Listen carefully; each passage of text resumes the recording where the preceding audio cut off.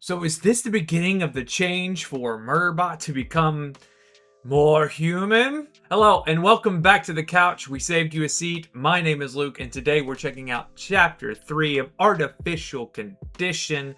Yes, this is the second of many of the Murderbot Diaries, written by Martha Wells. It's pretty good. We're doing Chapter 3 right now. If you'd like to follow along, check the description. There's a link to Amazon. You can buy the book, follow along. It helps out the channel. If you want to help out the channel and you already own the book, buy something else. Helps us out. But we're going to go into Chapter 3. And I'll just say it. Chapter 3 and Chapter 2 are essentially companion pieces. Probably should have read them back to back. Didn't do that. But it is what it is. Because this is our first time seeing Murderbot interact with a construct or a bot or something else, which has me having a prediction pretty soon, which I'm pretty stoked about, but I'll save that to the end. This construct is so much more. So I was giving Murderbot a lot of praise in the first book and in the first chapter of this book and everything about being thoughtful, situationally hyper aware. Right? That's its job. Its position is to analyze threats and to be conditioned to put itself and everything that it's protecting in the best possible situation to be successful and to stay alive. Mainly just to stay alive. That's all it really cares about. Murderbot has two really interesting conundrums here that the ship, Art, has manipulated Murderbot to talk about, and Murderbot knows what's happening. It even says like, it's asking questions it knows. I don't want to answer this. I don't want to answer this. I don't want to confront this. So the two questions are pretty simply: did it hack the governor module, and did that cause the killing of those miners, or did something else make it happen? Right? That's the first conundrum. But there's another one as well. Right? The other conundrum that Murderbot is having is, I don't like humans. But I'm gonna have to become one in order to complete this mission, this task, this goal. And it argues with Art over and over and over and over again through this cycle, this 22-day cycle. Thank you, by the way, for giving me the update on that in the comments. Really, honestly. But Murderbot's having trouble here. Murderbot is doing whatever it can to give itself reasons not to become more human. Right? And of course, this research vessel that has the computing capacity and capability to help all these university students and teachers experiment and analyze and do all these things has it outmatured. It's got it out-thoughtfuled. It's got Murderbot outmaneuvered mentally. It also has an emotional component that it's obviously analyzed from university students, from university teachers. It feels and it understands motivation, and it's got empathy. And I think the empathy part is where Murderbot fails. Right? Murderbot doesn't have empathy. It has thoughtfulness, but not empathy. There's a difference. And this is a really interesting for Murderbot and Art to have these conversations that, and Art clearly empathizes with Murderbot. Clearly. Right? Because Murderbot's trying to figure out why it killed those miners. Okay? But Art feels for its crew. It feels for the people on the ship. It has an intimate connection with those intended to travel on the ship, right? To keep them safe, put them in a position to be more successful. Essentially, they have the same jobs, but it is imperative that Art thinks this way in order to complete its tasks. This computer, this AI that's on this ship. It does, and it helps Murderbot in certain ways. I love that Murderbot struggles to confront what is difficult mentally, of course. We do this. I identified with Murderbot so much more in this chapter than any other chapter. And that's not all that hard to say, right? I grew up in a place and with a thing, and it's what does it mean to be a man? What does it mean to be this? What does it mean to be this? What does it mean to be this? And I think the challenge that Murderbot has is that it already thinks it knows what it means to be human. And it's being stressed by itself and by Art to tell, hey, what does it mean to be yourself? And it's trying to kind of find out what yourself is. It's really interesting. It's quite the conundrum. People do all sorts of things to find themselves.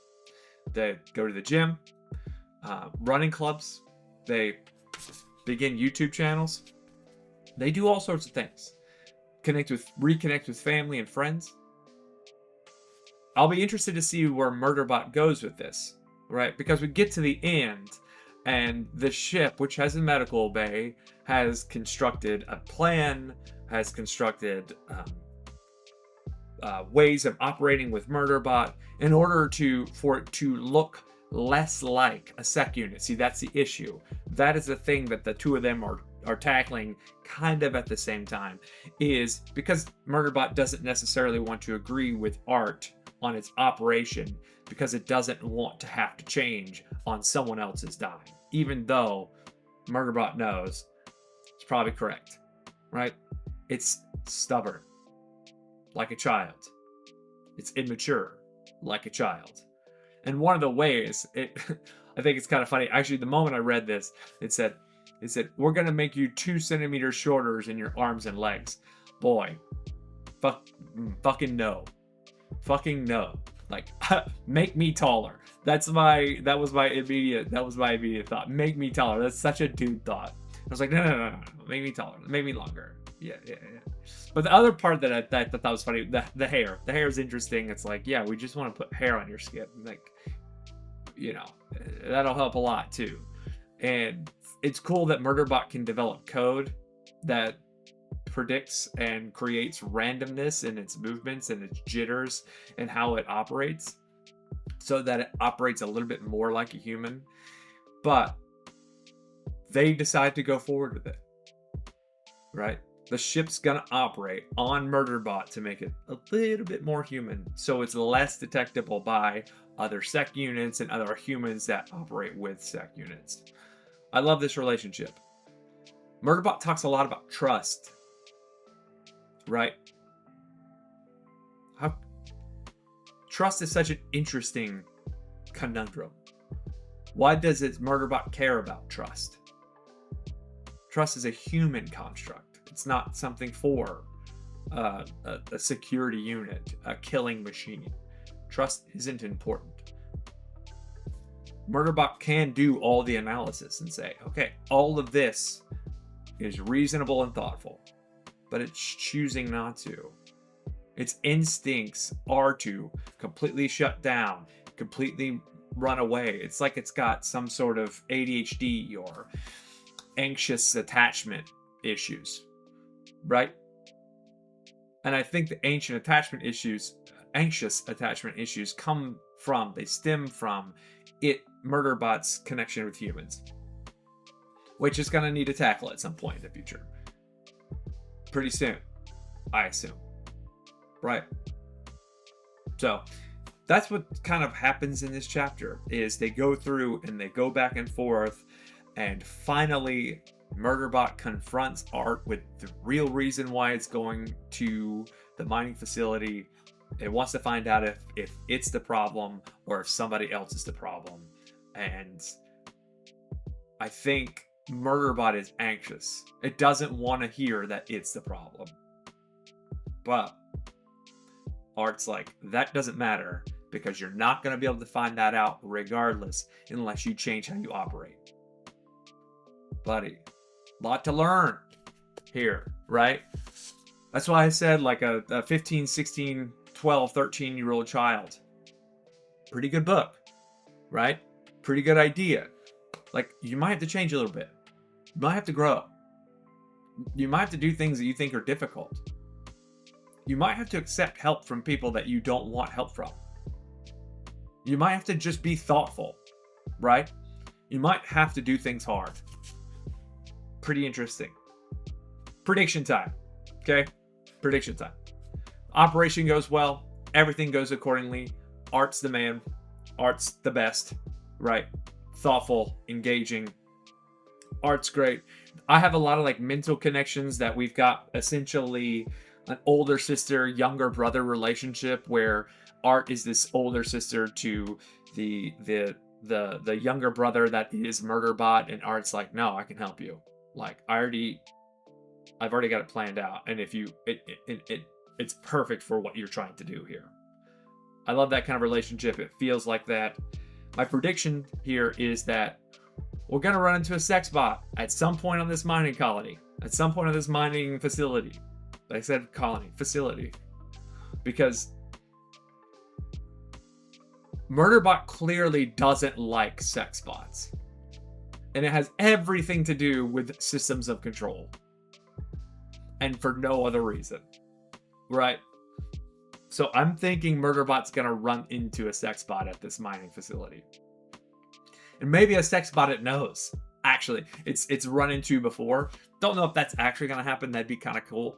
But yeah, there's something about how humans augment sex bots that Murderbot doesn't like. And I sincerely think it's just a system of control thing.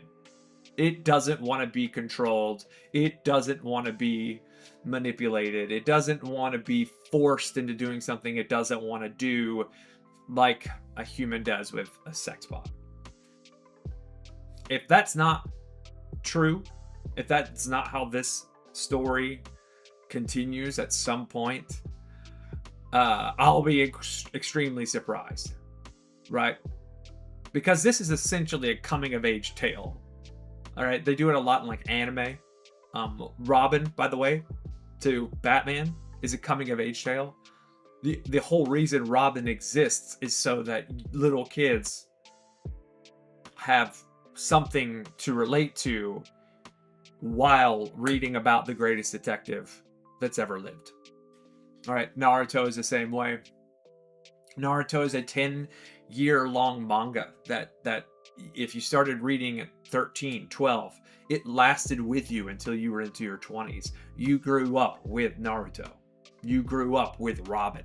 It's a pretty common thing. So that's what these books kind of feel like. They feel like coming of age tales, which I appreciate. I appreciate because I've been inundated with Shakespeare tropes most of my life, and I'm excited to see something that's a little bit different, something that's a little bit more thoughtful. Not more thoughtful, something that's a little bit less cliche, tropey. We get it. Murderbot doesn't have mommy and daddy issues, which is a thing in Shakespeare. That's kind of annoying. And it's something we all have, and so of course we relate to it. But it's a trope. It's boring. And Murderbot doesn't. Well, at least we don't know. Ooh, will Murderbot ever meet its creator? I hope so. Be like Tron at that point, right? Because at the end of Tron meets this AI thing that is essentially their world's god. And they're dealing with religion and who the creator is and what they're doing. And Flynn is their creator and all that kind of thing. Moving way ahead of its time. And as a matter of fact, if you go rewatch it now, it's kind of boring.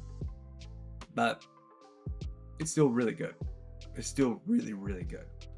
Regardless, I think that's it for me. If you like this content, please like and subscribe and share. And once again, if you want to support the channel, buy the book. Buy the book. It's really good. And if I were to redo this again, just a heads up, read chapters 2 and 3 back to back. It only makes sense. It's the continuation of a conversation where more things are revealed, more interesting things happen. But essentially, it's two robots talking to each other in a room. If you like this content, please like and subscribe. Already said that. But until next time, later, taters.